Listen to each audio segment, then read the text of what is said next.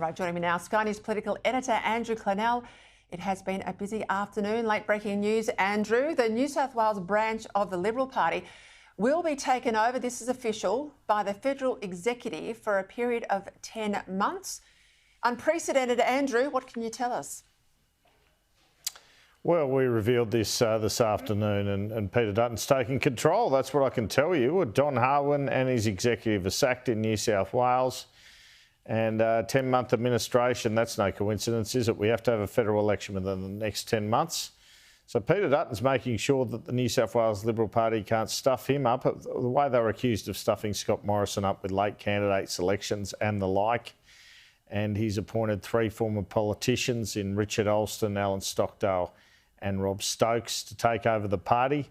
Of course, this won't be taken all that well by some in the moderate faction, who will see it as the right taking on the moderates, but really that executive and that party organisation brought it upon themselves with the way they completely mishandled, couldn't even nominate candidates for local government elections. What hope have you got running a federal election campaign if you are doing that? It has an interesting parallel, I think, when you consider Albanese and his federal executive took over the Victorian branch of the Labor Party before the last election. And of course, they had a pretty good result in Victoria. So sometimes you just got to take charge. And Peter Dutton showed, after a report by your husband, Peter, Brian Loughnane, which showed serious deficiencies in that process.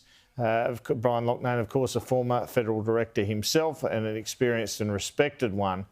And he found that the New South Wales Liberal Office, it was a scathing report, that they did a terrible job in terms of those local government elections. And I'll make the point too, his report was, and I haven't seen the report, I haven't discussed the report, but his report was into preparedness for the federal campaign. It wasn't into the broader issues of, calls for substantial reform of the New South Wales division. I think that's probably now going to come, obviously. You mentioned the Labor Party in Victoria. A lot of people have missed it. I know you've picked it up. I certainly have. That it was only a couple of weeks ago that the Prime Minister, via the Federal Executive of Labor, has taken over the current round of pre-selections in Victoria in the Labor Party. So that is continuing. I think both of them don't want to die wondering and leave it to divisions where they've got serious concerns about competency to carry the can into the election. Well, we're in the final quarter now, aren't we? So, yeah, I mean, you don't want a silly pre-selection battle ruining your chance of being Prime Minister or staying Prime Minister. All right, let's go to gambling. Big news today. I know you ran that out this morning. Bans across the board. Again, what can you tell us here? Well, online gaming bans in terms of online advertising pretty immediately if this package gets through Cabinet, which I expect it to. And in terms of TV ads, it'll be 2 years. I imagine the financial year starting in 1 year and 9 months' time, because I was told just under 2 years, when a partial ban would take effect. And what the government's looking at here is not ending TV ads for gambling organisations entirely, but trying to end the saturation of ads. You've seen how crazy it is, how many ads there are.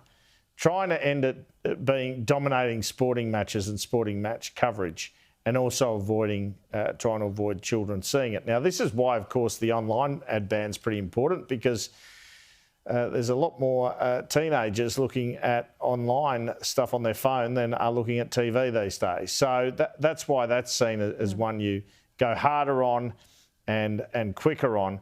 There are contractual arrangements between the sporting codes and the channels and the bookmakers, which end in around just under that 2 years' time. And I think it's just to unpick that, the government's thinking, yeah, let's give it that little bit of leeway before we introduce the ban. Obviously, particularly the stuff around sporting matches, Peter Dutton's called for that initially.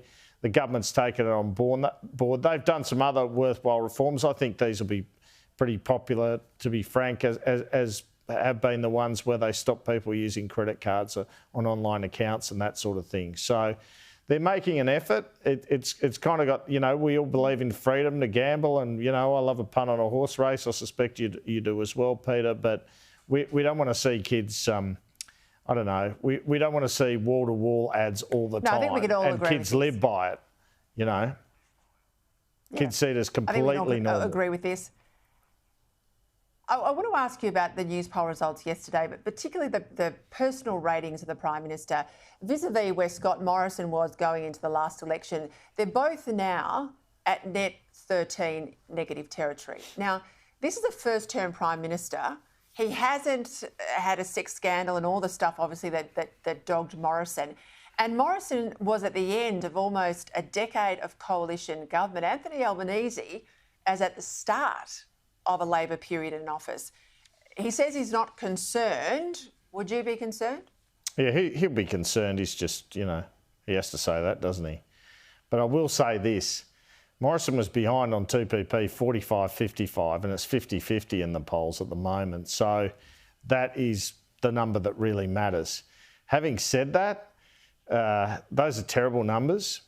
I do think since John Howard, every 2 or 3 years, people just go off the national leader. I mean, you've seen it, right? So that's what happens. And I think about the time John Howard left office is when we saw these reality TV shows come along where people get voted off the island. So the problem with being a national leader at the moment, Peter, is sooner or later you do get voted off the island, which is an argument, actually, not to just occupy the crease, to be a bit brave in your political decisions. I know it's a bit harder because he doesn't have the margin John Howard had in 96, for example, but I do think it's time for Albanese to take a few risks and be a bit brave because you shouldn't die wondering in those jobs. And eventually, metaphorically speaking, you are going to die in those jobs. Just quickly, I mean, we discussed this last night, the turnover in the Prime Minister's office. He's lost another press sec. I think that makes it 3 media directors in not even one term. I've got to wonder, though, I read another report today too, that he has apparently been given the tick-off to hold his wedding and or wedding reception at either the Lodge or Kirribilli House if he's still in office.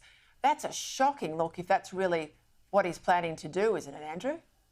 Yeah, I was surprised by that. I wouldn't recommend that if I was his new media director, Peter. No way. No way. That's not going to go down well at all. I can't actually believe that's true. I mean, you can't do that, can you?